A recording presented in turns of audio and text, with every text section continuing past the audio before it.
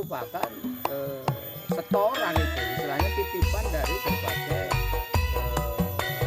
usaha rumahan. Ada yang nyetori sate, ada yang nyetori tahu, tempe, nasi bandengnya.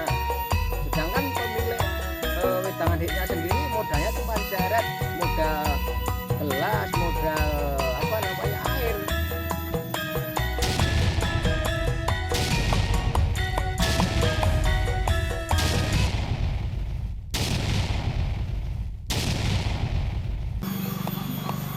Baik, selamat siang sedulur-sedulur Kartasura yang saya hormati dan saya banggakan.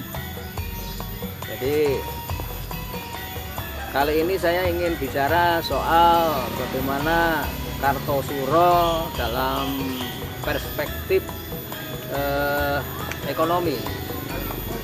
Dalam setiap kali kita saya yakin teman-teman atau sedulur-sedulur Kartosuro sering kalau yang namanya di Solo Raya, Kartosuro, Jogja dan sekitarnya itu pasti akan tahu yang namanya wedangan hik. Pasti semuanya, nggak ada yang nggak tahu. Tapi barangkali dari banyak orang yang suka katakanlah wedangan di hik itu, yang bisa katakanlah mengambil pelajaran dari wedangan hik itu barangkali tidak banyak.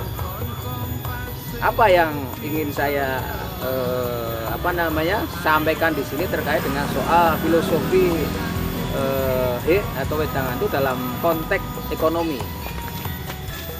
Kita tahu bahwa kita kalau ke wedangan hik duduk di sana di atas gerobak itu tersedia baik itu dari sate-satean, goreng-gorengan, kemudian nasi bungkus, ada nasi kucing, nasi bandeng, kemudian nasi belut, bakmi, bihun, tempe gembus, tempe bacem.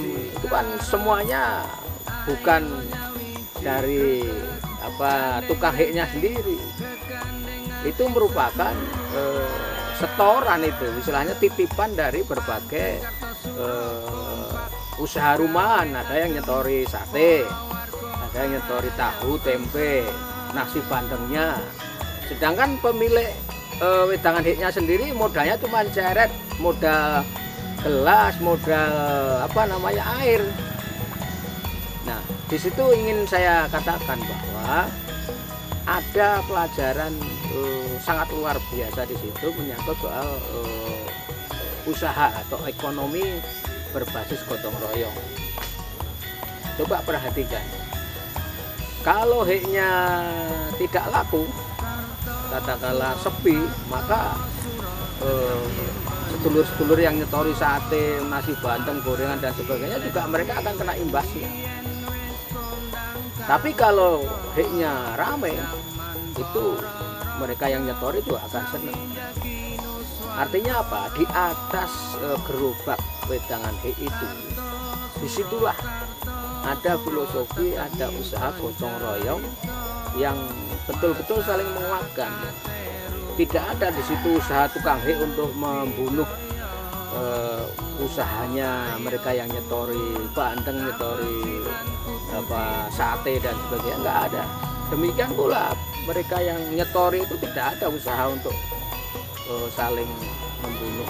Dan antar tukang hik itu, antar tukang wedangan hik itu tidak ada mereka saling akan membunuh saingannya satu sama lain. Justru mereka akan saling menguatkan. Misalkan di satu hik wedangan rame, yang sana agak sepi, misalkan di sana bisa saja itu nasi gorengan atau sundukannya dibawa ke sana untuk diambil, dibeli di tempat yang ramai tadi. Nah, di sana ada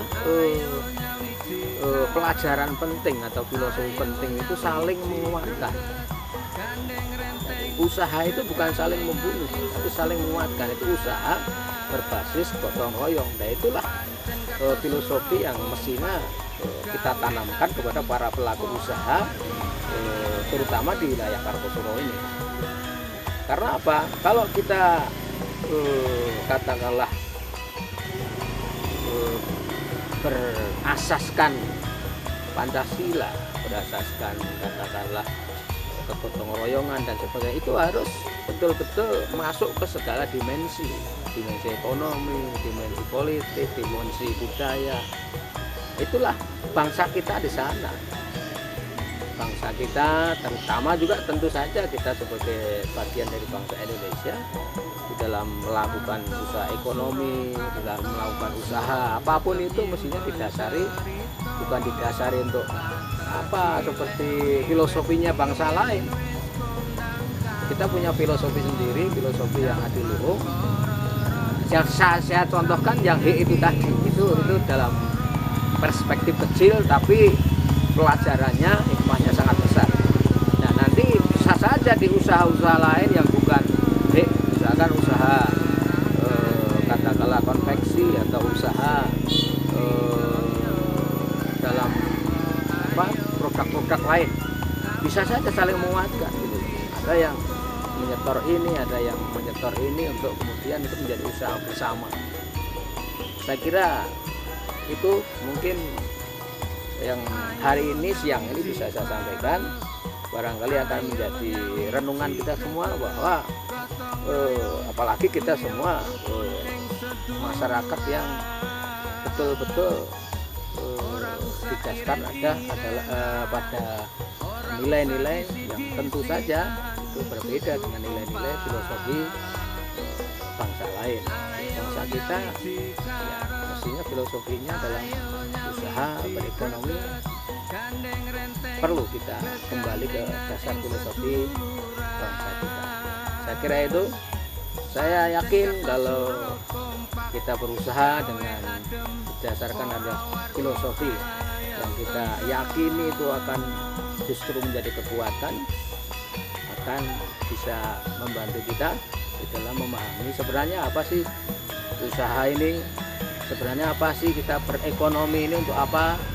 Nah, itu nanti akan kita kembalikan pada niat, semuanya didasarkan pada untuk kepentingan bersama. Saya yakin itu. Terima kasih atas perhatiannya.